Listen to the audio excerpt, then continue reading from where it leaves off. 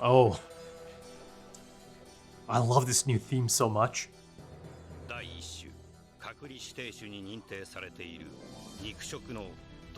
Oh no. Yep, it's not cities. Oh my god. Yeah, they're about to get decimated. Or taken, rather. And no one's ever gonna know about it, right? Again, until it's too late.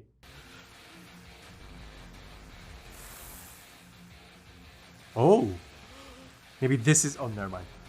Yeah, I was gonna say, maybe it's possible someone could, you know, escape somehow and get the news out there, but...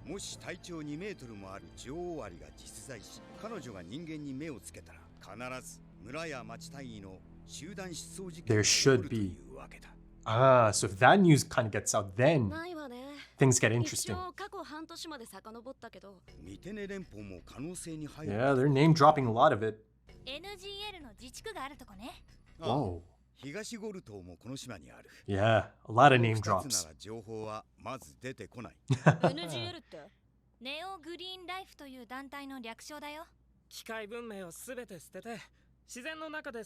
Ooh, I like it.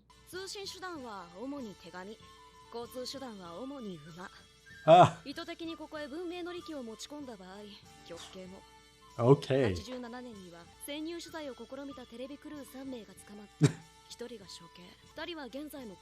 Whoa.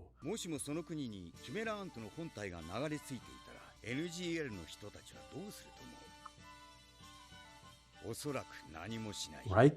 It's nature.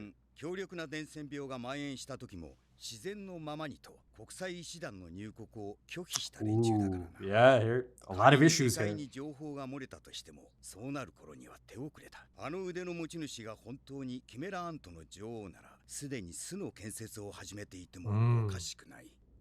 Speaking of the nest.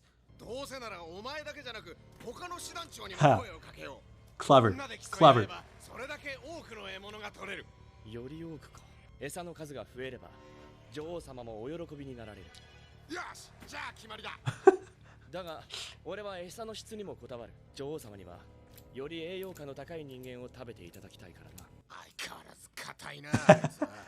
It's part of the job. Ooh. This is true.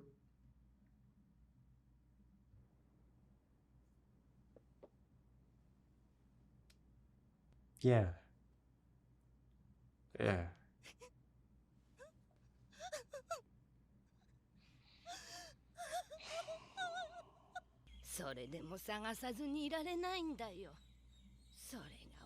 Yeah, how could you ever stop? Oh. Oh no. They came back.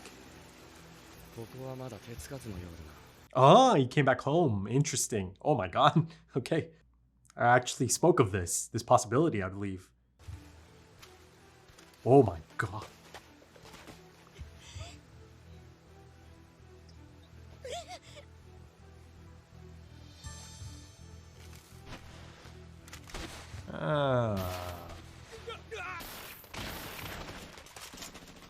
Ooh. Interesting outfits. They look like outsiders.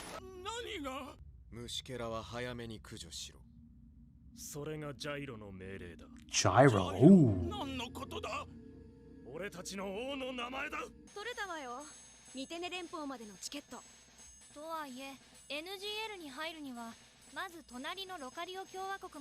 Oh, so many names and places.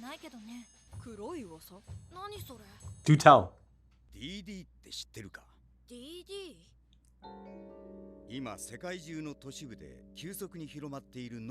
Ooh, yeah, it's the outfit.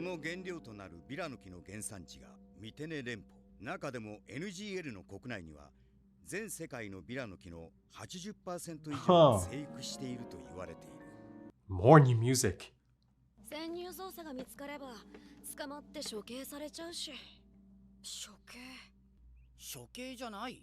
Hey? Pokel NGL の秘密を and Ponzu. 入して捕まったんなら例のテレビクルーのように処刑されたんだろうと思っていたんだが、その雑誌記者が密かに隠し持っていた通信機から発せられた最後の音声が傍受されてたんだ。それを聞かせてもらったら、化け物が大きな虫が大きな虫。 Here comes in the ensemble cast, right? 幻獣ハンターとしてはこの目で確かめないことはいけない。じゃあ決まりだ。早速チケットを3人分用意するぜ。4 4. 人分よ。何より場所があの NGL。だからよ、NGL には文明の利器を持ち込む。 But she's, yeah, も her し携帯や無線機 her bees and all of that. 調査に入る前に捕まっちゃう。だからこそ、いざという To 時のために communicate. 私が、いいえ、この子たちが必要だと思うの。 Ooh, that's actually a really interesting 手 angle, 紙を isn't 持 it? たせれば、どこまでも飛んでいくわ。なるほど。確かに便利だな。 Did these two just kind of team up, link up? NGL 国内がどんな状況なのか全くわからない。巨大なキメラアントがすでに大量に発生し、人間狩りを始めている場合もある。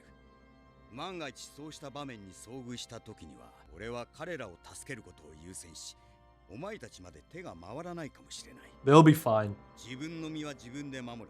for それ now. が連れて行く条件だ。わかった。大丈夫。逆にもし俺が危険な状況に陥った時、 You have to leave me, huh? 構わず逃げろ。 Can Gon get on board? Gon? Oh god. I see the roadmap. So are they killing them before bringing them here? Yeah. Yeah. まあ、 Yeah. でも俺様の軍団の半分も取れてねえわな。俺は質にこだわる。あの亀じじいが人間の反撃にあったそうだ。 The turtle guy. 反撃？それ Look も at おそらく this. 銃というものだな。銃？人間が最もよく使う武器の一つだ。詳しく知りたければ本を読め。本はいいぞ。 Oh, they sure 人間 are. という生物の考え、行動、その社会について I like 様 him. 々なことが学べる。我々と同じように組織され、強い権限を持つ指揮官によ Yeah, って this 決められ king. た軍隊に相違ない。しかし人間の中にもいるんだな。ただ泣き叫んで逃げ回るだけじゃないのが。別に驚きはしない。俺とお前の性格が違うように人間にも様々な個性があって当然だ。Ah, 何しろ俺たちもその血を引いてるんだからな。 it sure does. I need a name for this guy.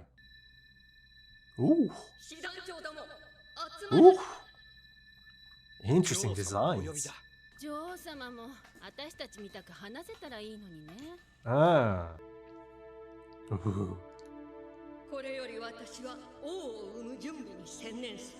私どもに名前を持つ Yes. 許しをいただけませんか。名前とは何だ。私ども一人一人を分ける記号のようなものでございます。まあよい、好きに Good. せえ。 Good.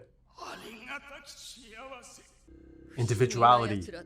Go on 自 then. 己主張し、名前などというものを欲しがり、主のために競うように功をなそうとする反面、かたくなに功を重んじ、 Yeah. それを面白いと思う私もまた変わり者か。おそらく薄くではあるが、私も Of course you 人間 do. の Of 血が course you 混じっている do. のかもしれぬ。 There's too many signs to ignore. もはや過去を思い起こすがごとく生まれくるおうそなたの姿が浮かぶ。我が王よ、そなたは必ずやこの世界の頂点に立つ。王 Hey. 直属の三戦士、お前たちの名は私自らつけてやろう。 Oh, I'm loving the tone, man. 決めた？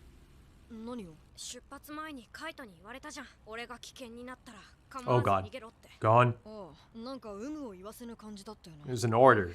あれから But ずっと考えてたん yeah, だ。 yeah. ジンに認められたカイトほどの人がそんな状況になることがあるのかなって。ジンは何か目的があって俺とカイトを合わせたってキルは言ってたよね。 Interesting. I see the その thought 予 process 測 here. は多分当たってる。目的が何なのかまではわからないけど、 He might make something else into the reason. 途中で投げ出したら即アウト。 Ah. 俺はジンの期待を裏切ることになる。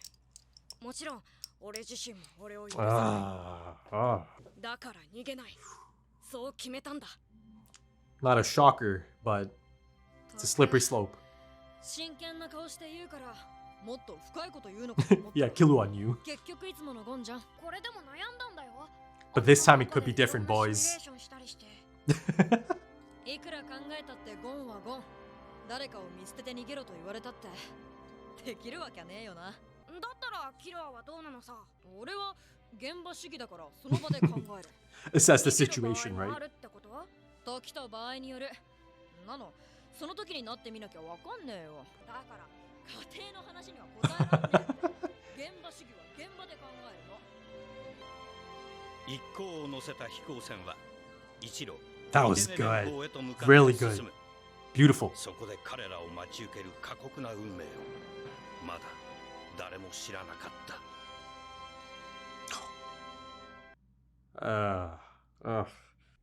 Okay, yeah, good episode. Really good episode. For me at least.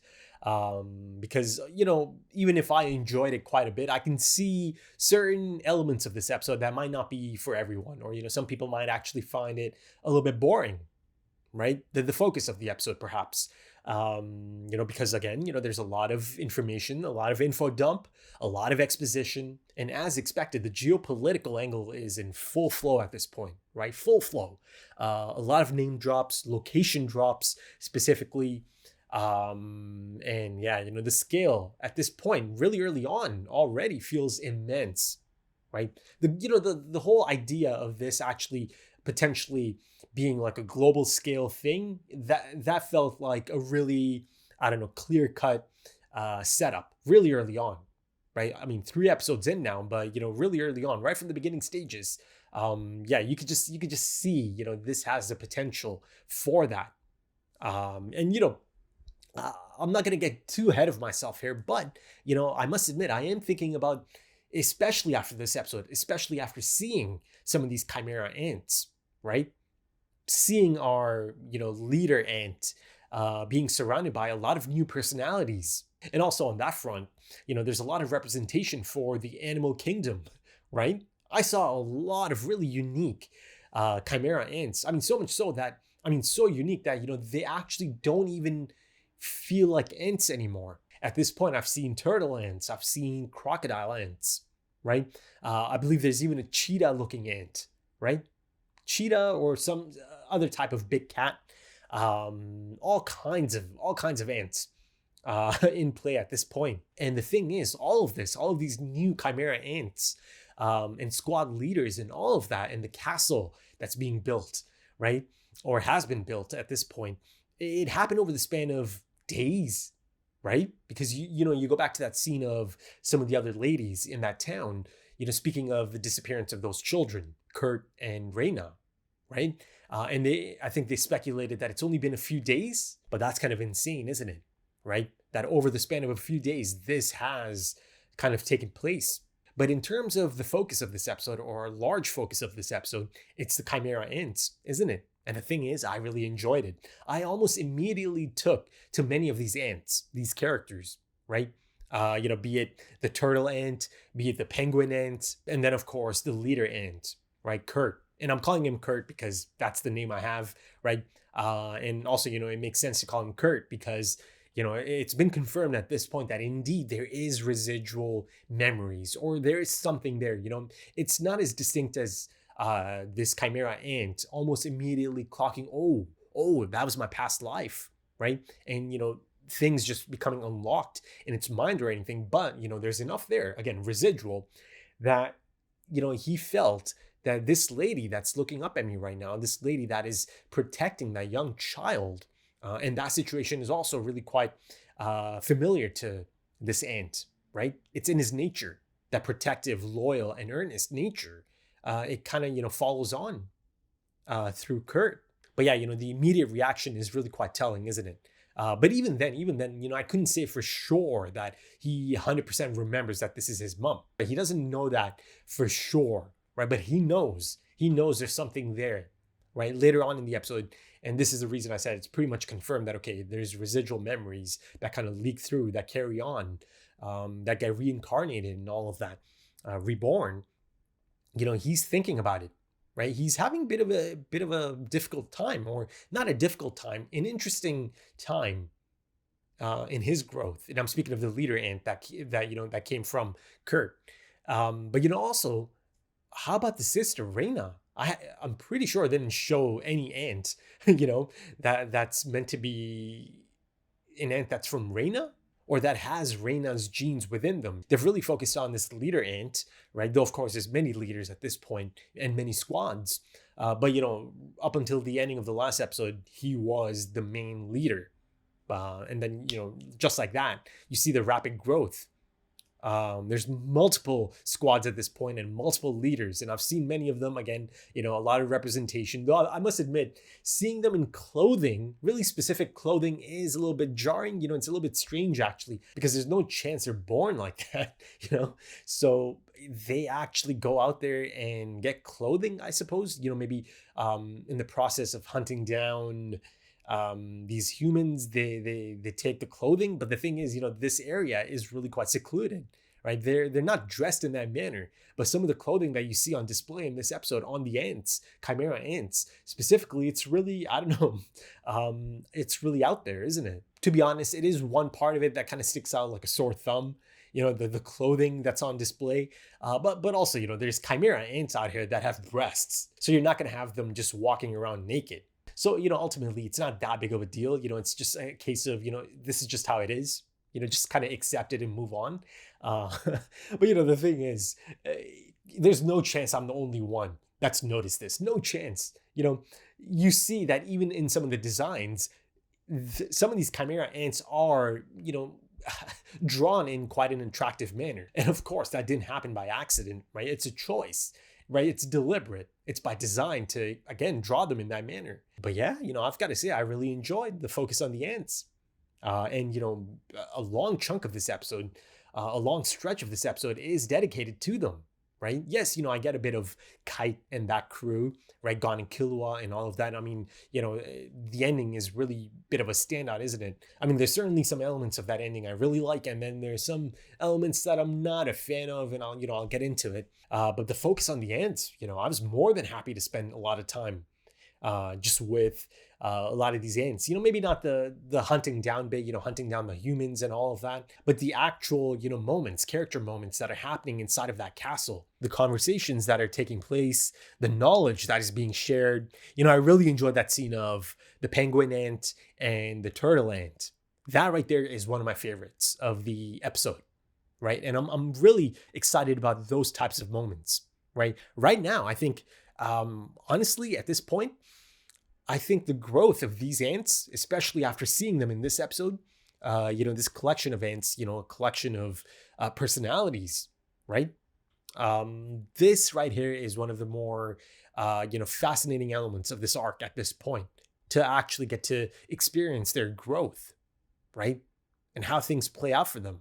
And right now, even more so than before, it is reminding me of Planet of the Apes. And then, of course, the leader ant, or Kurt, really kind of reminds me of Caesar. It feels like I can kind of see the trajectory for Kurt, the Chimera ant. It is going to be a bit of a struggle, right? Internal struggle. But yeah, there's quite a bit to get to. But, as a whole, I've got to say, it actually really, truly feels like a really, critical episode early on in this arc. So there is a lot of exposition. There is a lot of setup for plot points, right? Multiple plot points or threads.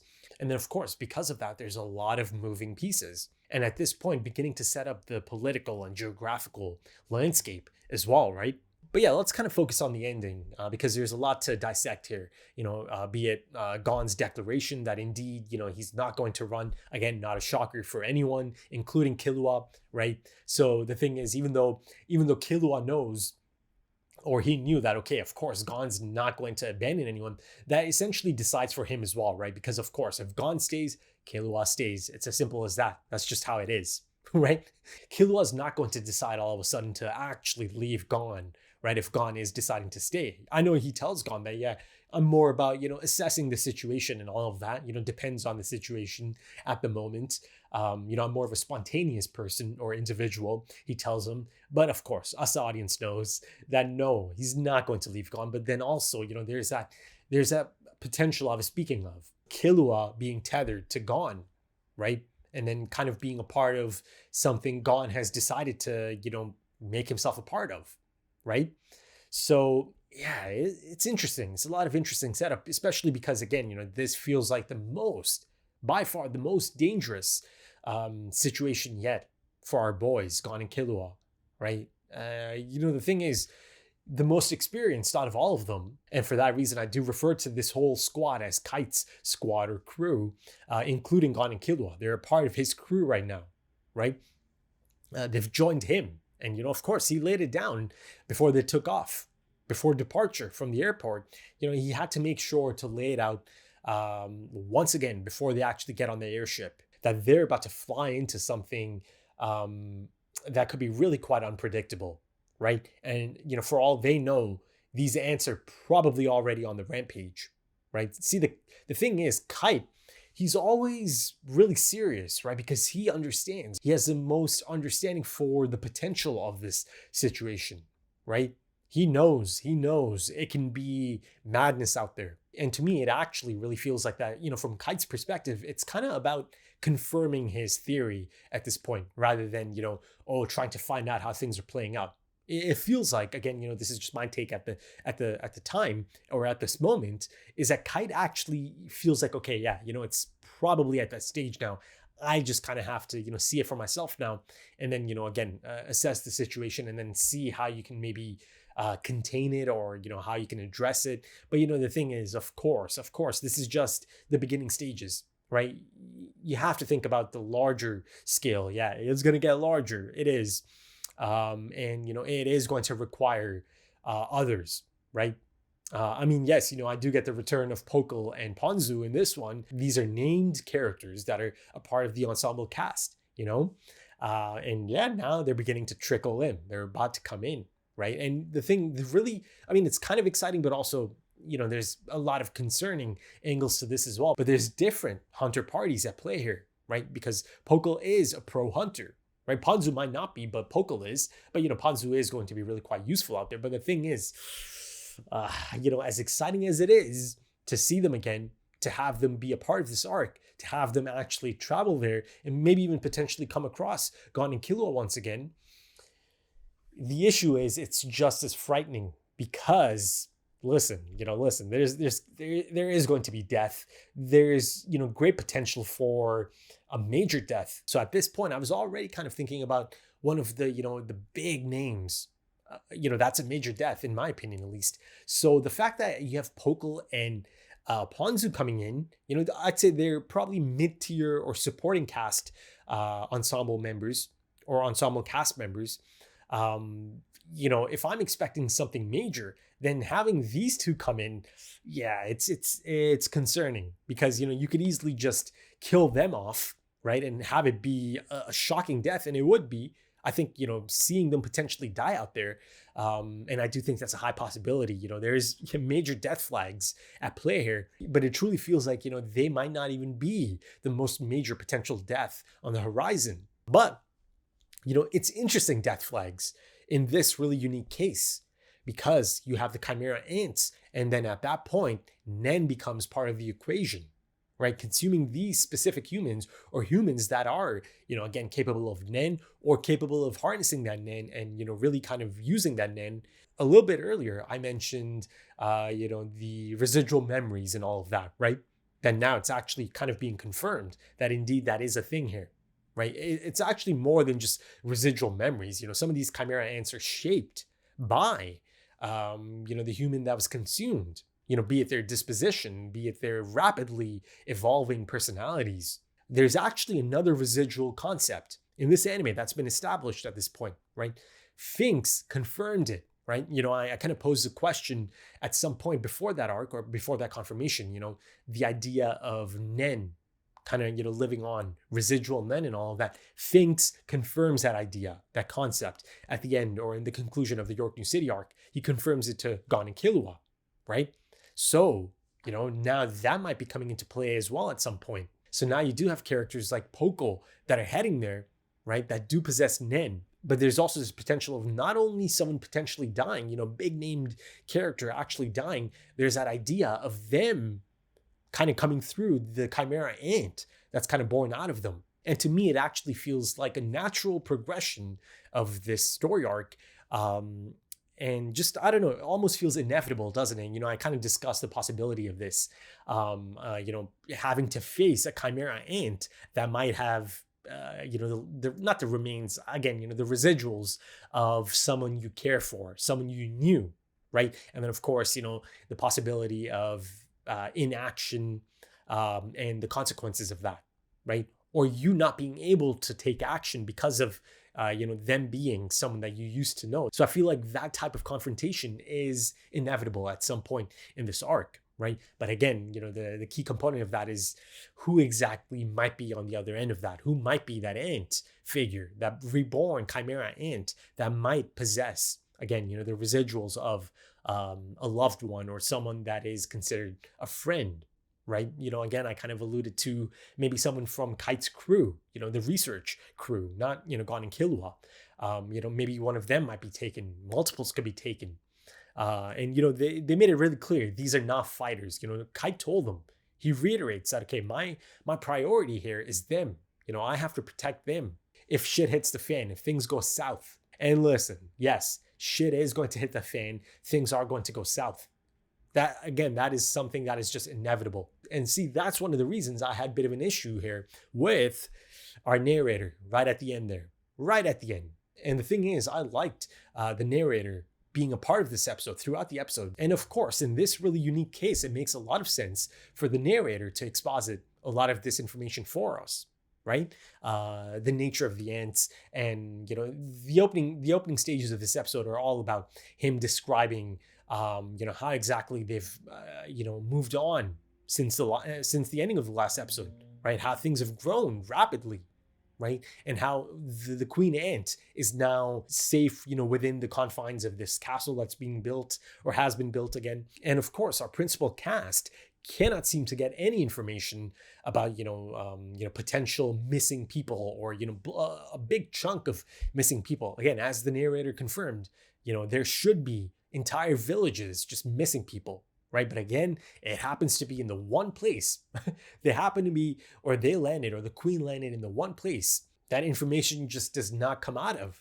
So they're kind of, in the dark. It's a bit of an unknown, right? They are going into the unknown at this point, into the unpredictable, into the heart of darkness, perhaps, right? It really truly also kind of feels like Kong Skull Island, doesn't it? And again, like I said, Planet of the Apes has really quite a strong connection to this, for me at least. Just because I'm naming these things that it reminds me of doesn't mean that, that Togashi took inspiration from it. But again, as someone who has consumed quite a bit in my lifetime, it's impossible not to see the patterns. It's impossible not to see some of the really similar plot points. I'm sure many of you can relate that, once you've consumed a lot of storytelling, you see those patterns. You just see the cycles. So for that reason, I feel like I have so many different stories to draw from, right? In terms of how similar things might feel. So to me, yeah, Planet of the Apes, Kong Skull Island, and yeah, it actually even kind of reminds me a bit of Apocalypse Now. So of course, at this point, it's been firmly established that yes, they're heading into a really dangerous situation. And even beyond that, it's been clear that, okay, it's about to be on quite a large scale, right? The danger that everyone's going to be facing soon enough, right? Soon enough. But also the really cool thing about this, and the really impressive thing about this as well, especially from Kite's perspective, they couldn't actually get any information, right? It just felt so bizarre that there's no information out there. There's no signs of, large missing groups and all of that. So because of that, and out of that information, that limited information, so because of all of that, he begins to think about the possibility of this information actually being stuck in a secluded place. That information kind of dies with whoever's in that place, right? It just cannot get out. And then, of course, he kind of, leans into the data from the tides and all of that to kind of pinpoint that, okay, that's probably the case here, right? And again, like I said, Kite is pretty sure about this, pretty certain about this. And, that's the reason I said it's more so about confirming his theory rather than, actually trying to find out more.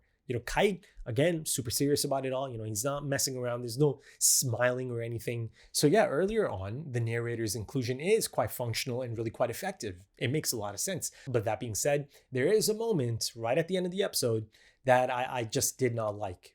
The moment I read that, I was like, why'd you have to? You didn't have to. You didn't need the narrator to spell that out. Right? But it's beyond even spelling it out. It's more so even kind of like a confirmation. It is a confirmation, isn't it? About the things that this specific squad is about to go through, right?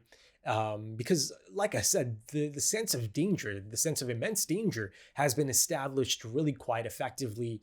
And yeah, it's there. It's clear, right? And because of that, there's death flags. And I'm about to get into the major death flag. And this is beyond, characters like Pokel and Ponzu, right? There's death flags there, but, there's levels to this. The other major death flag is Kite.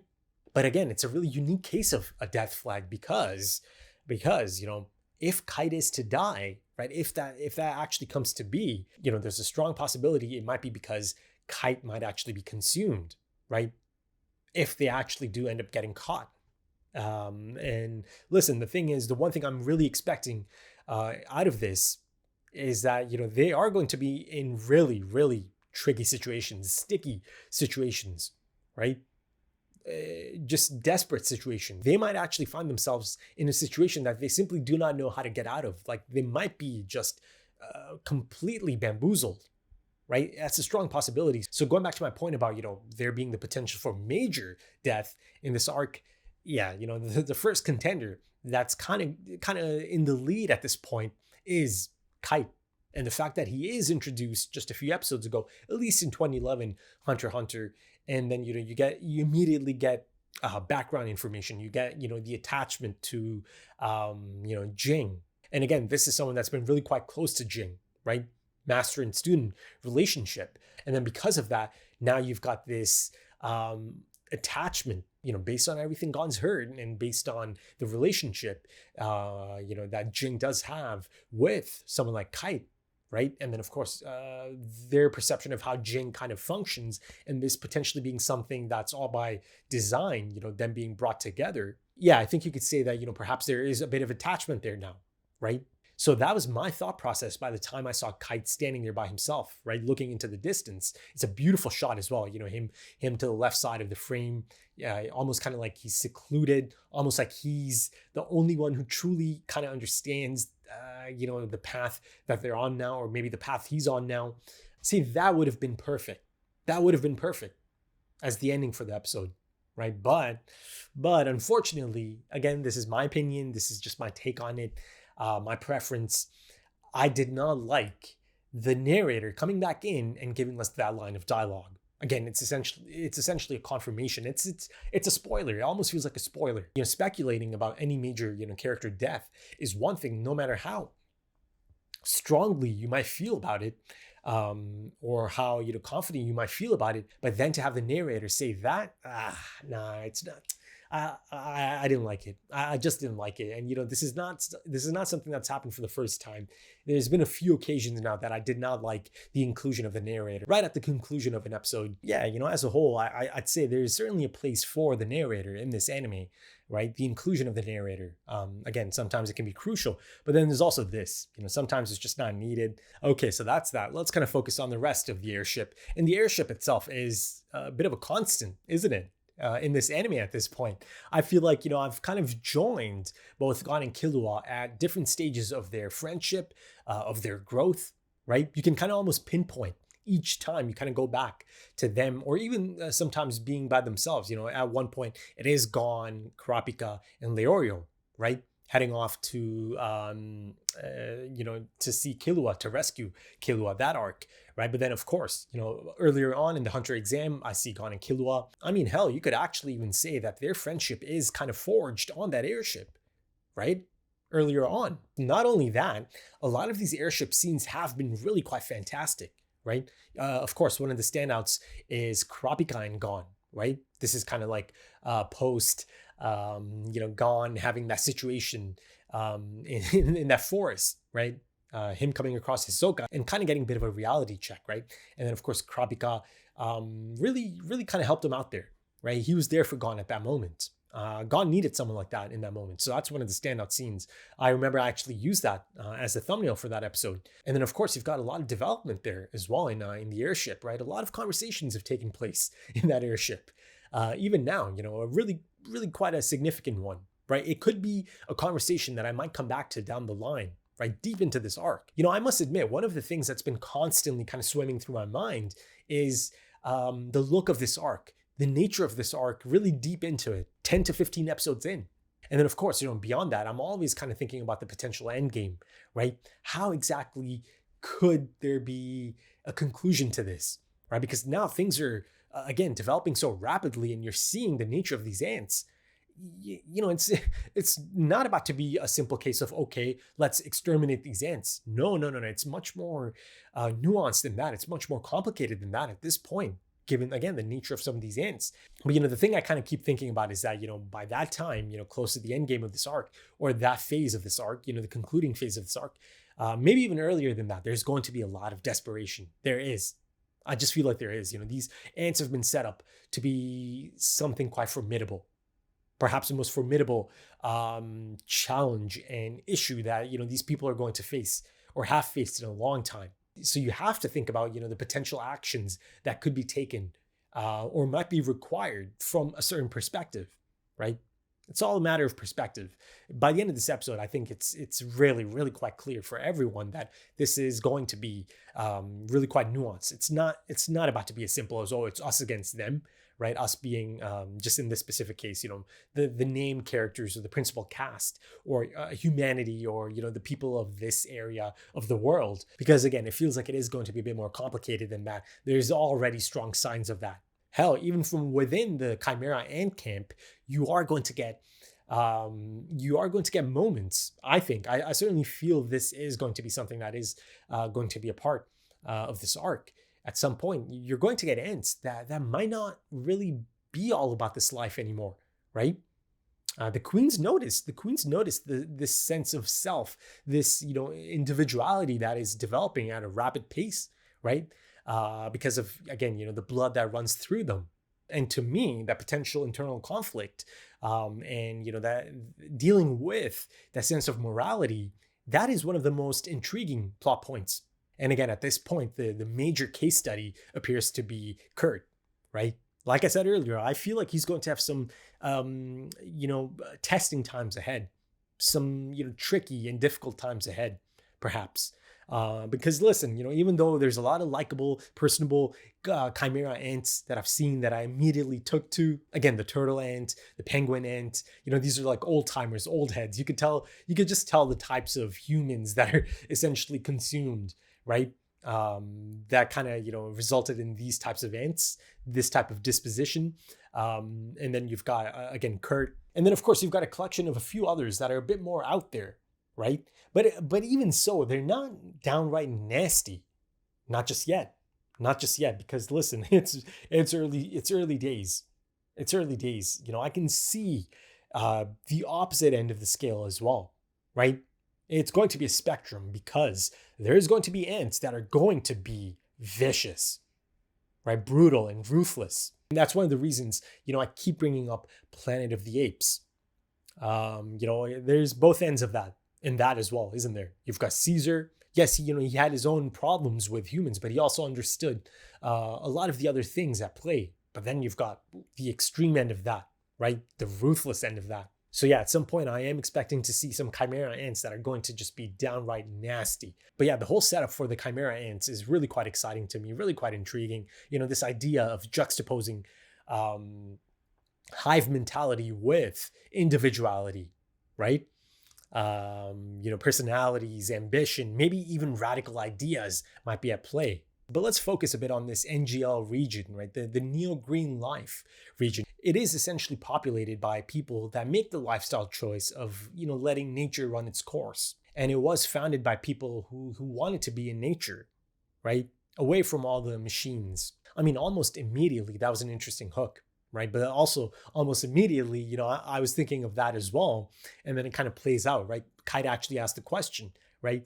If they're so open to letting nature run its course, even if, it could potentially decimate the area, right?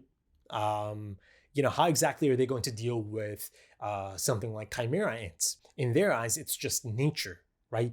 And they're going to let it run its course. But even though it is set up as this really traditional and strict place, you see that there's more to it, much more to it, because it seems that it's actually occupied by this drug lord, this kingpin, this Pablo Escobar-esque figure, right? Who's got his own army, and they have rifles, they have machine guns, right? They've got clothing.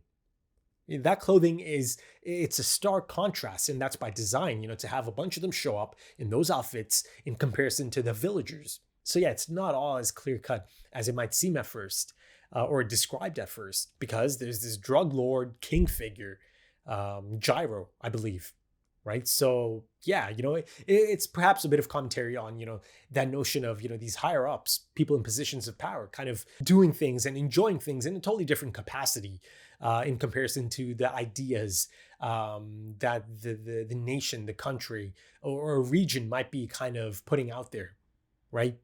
Behind closed doors is a different thing. In a lot of cases. And also, it's not a surprise for them. They knew about the ants. They actually ambushed the ants, don't they? And it's quite the experience for our turtle ant. He's kind of shell-shocked, isn't he, eh? But yeah, they knew about the ants. They ambushed them to take them out.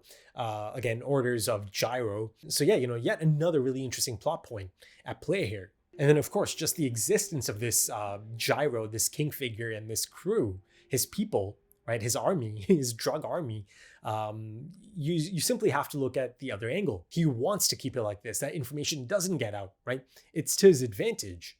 It is. So let me kind of focus a bit on the Chimera Ant Queen. There's actually quite an interesting scene. This is after all of the other ants leave, and it's just the queen by herself. Of course, there's a setup for the King's Guard, the Royal Guards, and, their arrival is imminent from the looks of it, from the setup as well.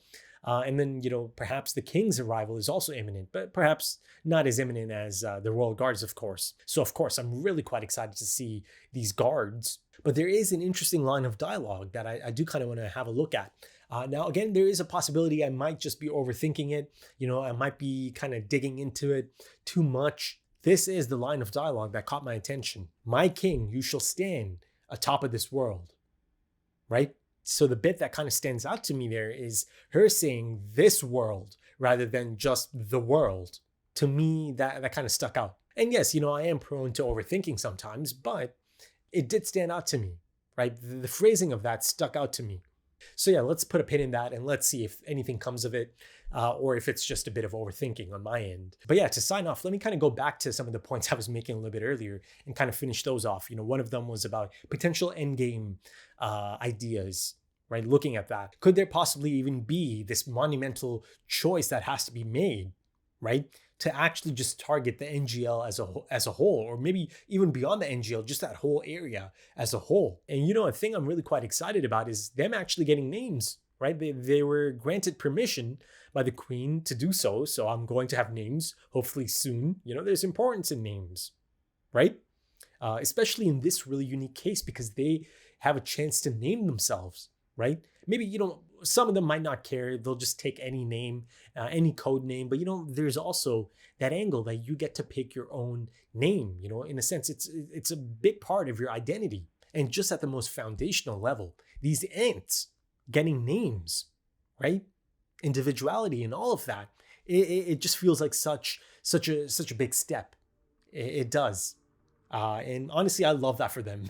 I love that for some of these Chimera ants, the hybrids that have human genes in them. And, yeah, like I said, I took to them almost immediately.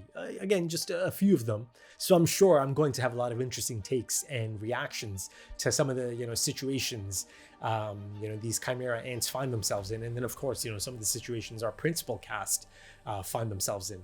And how they'll be reacting, if they are to come across each other. They'll come across each other at some point in some capacity. And the interesting thing is, how is someone like Gon specifically, how is he going to react to some of these ants, right?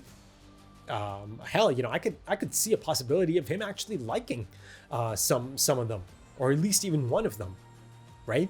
Gon is like that. He is.